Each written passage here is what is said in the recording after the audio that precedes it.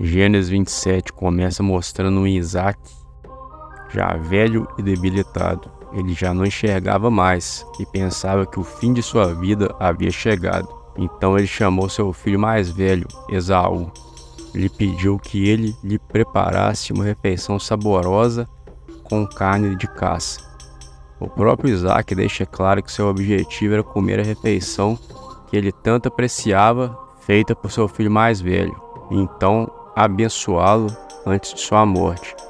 Gênesis 27, verso 4. Era costume naquele tempo, por ocasião de uma despedida ou de morte iminente, que o líder da família desse sua bênção. Mas em contraste com o Eterno, que sempre cumpre a bênção que ele profere, quando o ser humano profere uma bênção sobre outro humano, não significa necessariamente que aquilo irá se cumprir. Na Escritura, proferir um homem uma bênção frequentemente equivale a um apelo para a bênção divina, embora não necessariamente seja expressa em forma de oração.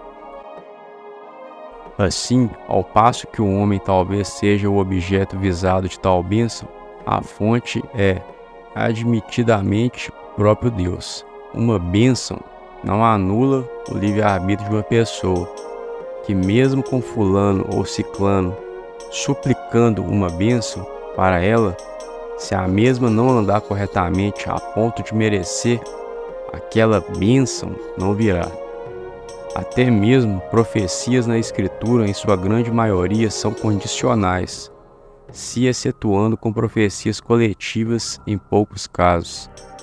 Mas individuais sempre são condicionais, pois ninguém nasce destinado a algo. Desmistificando essa visão errônea e mística da Escritura, podemos seguir em frente no estudo. A Torá informa que Rebeca escutou o pedido de Isaac e arquitetou um plano para que Jacó recebesse a bênção no lugar de Esaú.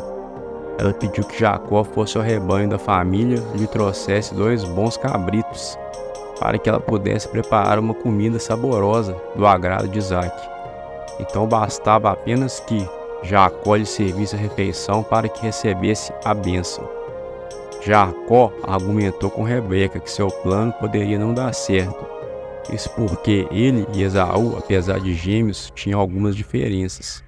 Embora Isaac já fosse cego, ele facilmente poderia perceber que Jacó não era Esaú ao apalpá-lo. Esaú era um homem muito peludo e Jacó não. Jacó se mostrou preocupado em seu pai perceber sua trapaça. Notavelmente, Jacó não se mostrou nem um pouco incomodado se o plano de sua mãe era moralmente aceitável ou não. Ele estava apenas preocupado com a possibilidade de o plano dar errado. Esse enredo até parece cena de novela da Globo. Ele estava com medo de seu pai ficar muito zangado e, ao invés de pedir para Deus abençoá-lo, iria pedir para amaldiçoá-lo por conta de seu ato enganoso. Mas Rebeca assumiu a responsabilidade e disse que a maldição poderia cair sobre ela, caso Jacó se tornasse objeto de uma maldição.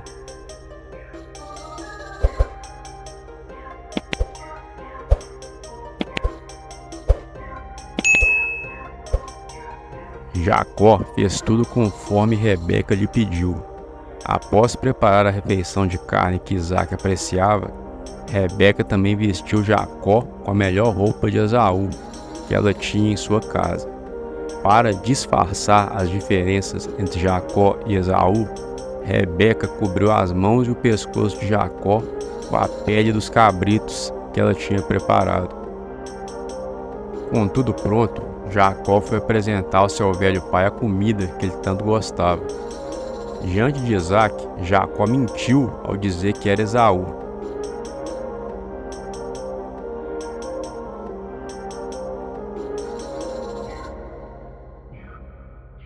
Isaac achou estranho o fato de a refeição ter saído tão depressa. Afinal, a refeição devia ser feita de carne de caça. Mas Jacó foi muito dissimulado e disse a Isaac que Deus havia lhe mandado a caça ao seu encontro. Gênesis 27, versos 18 ao 21.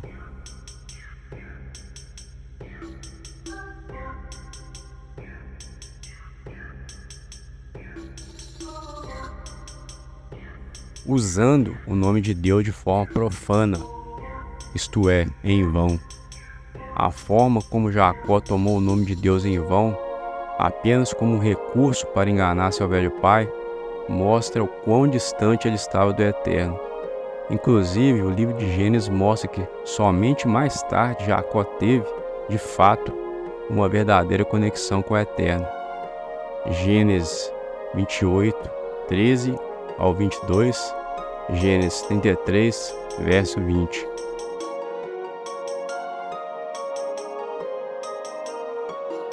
Jacó enganou e foi enganado. Mais à frente, na narrativa do livro de Gênesis, vemos ele sendo enganado por Labã. Ainda desconfiado, Isaac pediu que Jacó se aproximasse para que ele pudesse tocá-lo. Ao tocá-lo, Isaac disse: "A voz é de Jacó, porém as mãos são de Esaú." Gênesis 27, verso 22. Confuso, Isaac não conseguiu reconhecê-lo, e mais uma vez lhe perguntou se ele realmente era Esaú. Jacó sustentou o plano e novamente afirmou ser Esaú.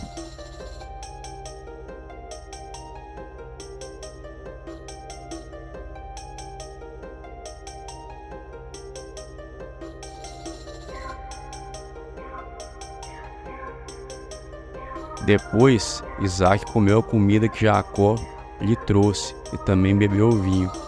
Isaac ficou confuso ao ver que, por um lado, a voz da pessoa que o servia soava como a de Jacó, enquanto sua pele parecia a de Esaú. Ao fazer um terceiro teste, a fragrância de suas roupas, algo que não poderia ser determinado a menos que a pessoa se aproximasse muito dele, Isaac pretendia decidir quem era essa pessoa e pediu para seu filho o beijar. Quando Isaac cheirou a fragrância familiar das roupas de Esaú, cheiro do campo em que ele ganhava a vida, Isaac conferiu a bênção, tendo sido convencido de que Esaú estava diante dele. Isaac, que embora desejoso de abençoar seu filho Esaú, não se sentia no estado de espírito certo para fazê-lo com sucesso. Agora era capaz de prosseguir com plena confiança. Vale lembrar que Isaac tinha a impressão de que estava falando com Esaú. Então o pedido de bênção era dirigido na sua mente para Esaú. Deus prometeu a Abraão que seu povo seria uma bênção para todas as nações. Com esse conhecimento, Isaac pediu a Deus que abençoasse Esaú e sua descendência com o orvalho dos céus, pois em um país quente, o orvalho caindo à noite é uma fonte de fecundidade para a terra e dá um frescor à atmosfera. Deuteronômio 33, verso 13 e 28.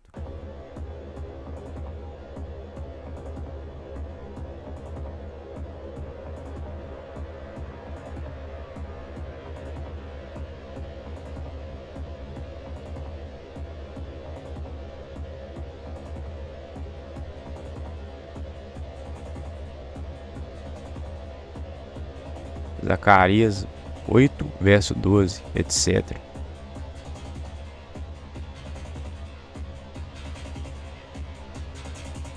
Também Isaac pediu a Deus que concedesse a Esaú e sua descendência solos férteis, que também é um sinal de prosperidade indicando um paralelo com o orvalho dos céus. Isaac também pediu a Deus que concedesse a seu filho e sua descendência abundância de trigo e vinho, as duas ilustrações mais típicas da riqueza agrícola. Êxodo 22, verso 5.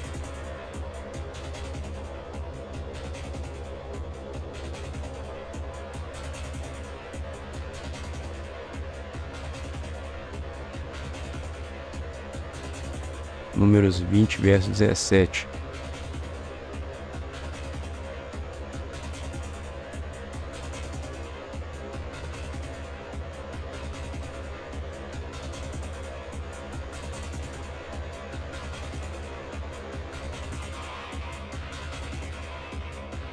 Encontramos trigo, vinho e azeite, representados como as três bênçãos do solo em Deuteronômio 7, verso 13.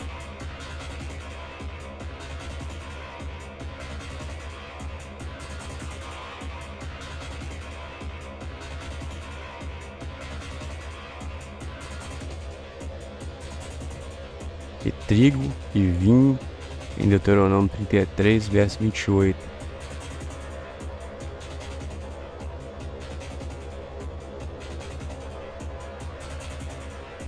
Salmo 4, verso 7.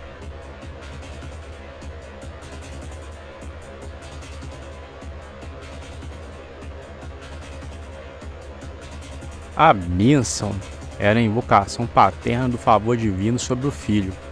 Vamos lembrar novamente que Isaac não sabia que estava falando com Jacó. Ele estava pedindo a Deus para abençoar o seu filho Esaú, baseado no seu conhecimento das promessas de Deus sobre a descendência de Abraão. Nesse conceito, ele desejava que Esaú e sua descendência, por sua prosperidade material, consequência das bênçãos do verso 28, povos e nações se prostrariam diante dele e sua descendência. Isaac também desejava que Esaú pudesse ser senhor da descendência de seu pai. Baseado no que Deus disse a Abraão, Isaac disse também: malditos sejam os que te amaldiçoarem, e benditos sejam os que te abençoarem. Gênesis 12. Sob o sistema patriarcal, com a morte do pai, o filho homem mais velho tornava-se cabeça da família, tendo autoridade sobre os demais, enquanto permanecessem na mesma casa. Ele era responsável por cuidar dos membros da casa de seu pai. Também ocupava a posição do pai em representar a família perante o Eterno. O primogênito geralmente recebia a bênção especial do pai. Gênesis 27, verso 4.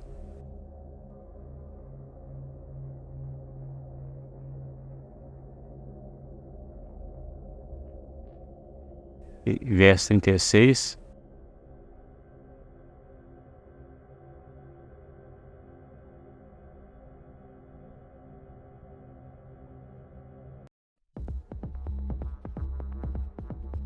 Gênesis 48, versos 9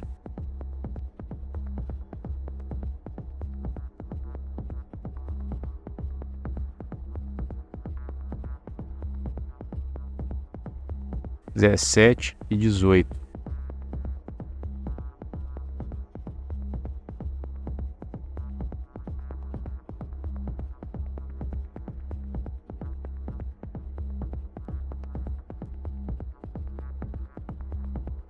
Logo após Isaac ter abençoado a Jacó, pensando ser seu outro filho, Esaú chegou trazendo sua caça. Sem saber de nada, Esaú preparou comida para seu pai e lhe entregou, esperando que fosse abençoado. Quando Esaú se apresentou diante de Isaac, o patriarca percebeu que tinha dado a bênção ao filho mais novo. Esaú ficou revoltado e pediu que Isaac lhe abençoasse também. Mas Isaac explicou que Jacó havia o enganado e tomado para si a bênção, e que nada mais poderia ser feito a respeito. Indignado, Esaú declarou que, com razão, o nome de seu irmão mais novo era Jacó, fazendo uma referência à ideia de enganador ou suplantador. Esaú também alegou que Jacó já havia lhe enganado 2 vezes. Ele disse: me tomou o direito de primogenitura, e agora me tomou a bênção que era minha. Gênesis 27, verso 36. Esaú gostaria de saber se seu pai não tinha nenhuma bênção para pedir por ele.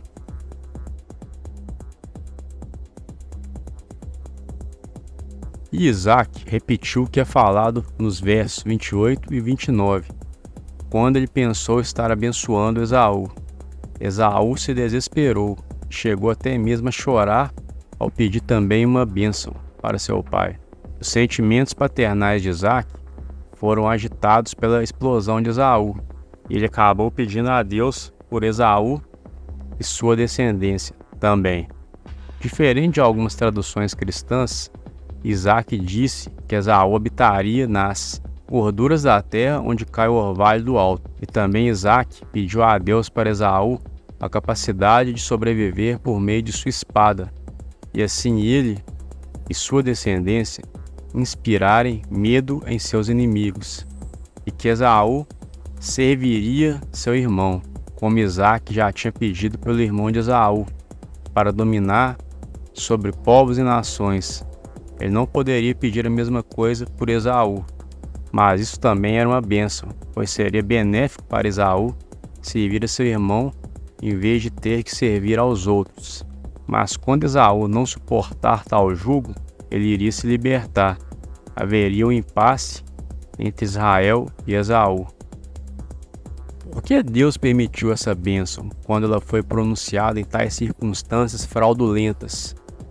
Gênesis nos diz que Esaú desprezou seu direito de primogenitura, isto é, suas responsabilidades como filho primogênito não eram importantes para ele.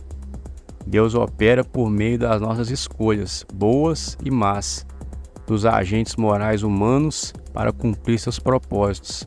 Muitas vezes não damos a Deus boas escolhas para trabalhar, e parece ser isso o que aconteceu nesse caso.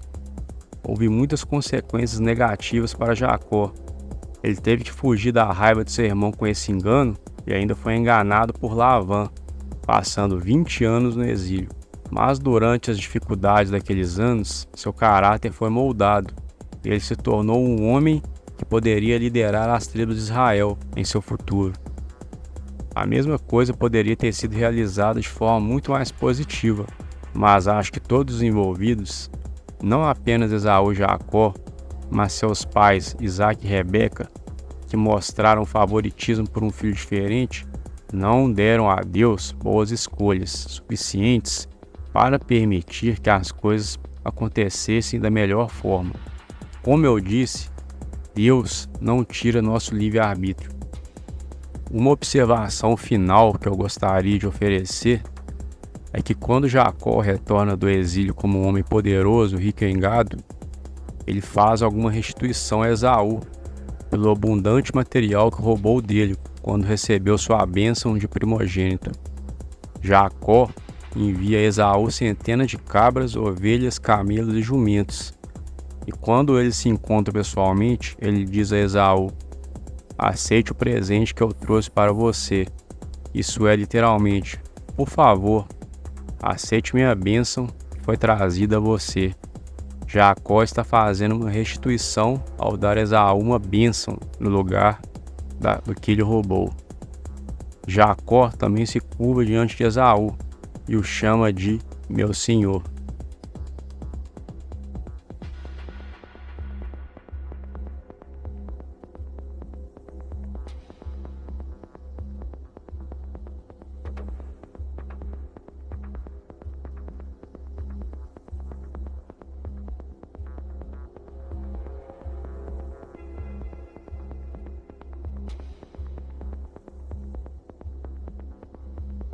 Essas ações da parte de Jacó não desfazem a entrega de Esaú de seu direito de primogenitura. Essa foi uma transação permanente entre os dois, embora não tenha sido concluída nas melhores circunstâncias. Mas parece que Jacó, depois de mais maduro, pelo menos tenta devolver alguns dos benefícios da bênção que Deus lhe concedeu a Esaú. Às vezes, esse tipo de coisa é o melhor que podemos esperar. É um mundo confuso, com seres humanos confusos. Mesmo com um Deus onipotente trabalhando ativamente, ele dá livre-arbítrio ao ser humano, que graças a tal atributo é a imagem e semelhança de Deus. Irado e se sentindo injustiçado, Esaú passou a odiar Jacó.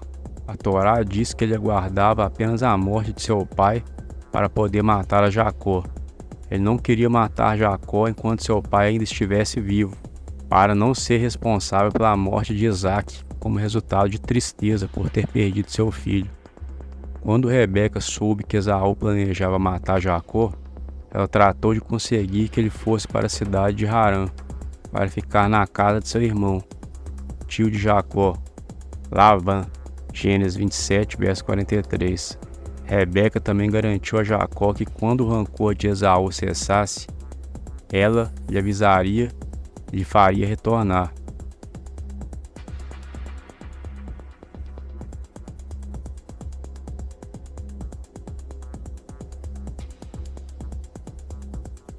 Gênesis 27 termina com Rebeca falando com Isaac de seu aborrecimento com as mulheres, descendentes de Het, das quais Esaú tinha tomado 2 por esposa, de modo que Rebeca pediu a Isaac que ordenasse a Jacó que fosse até seu tio Lavã, salvando-o da espada vingativa de seu irmão e das filhas dos cananeus, das quais ele poderia querer se casar e se contaminar.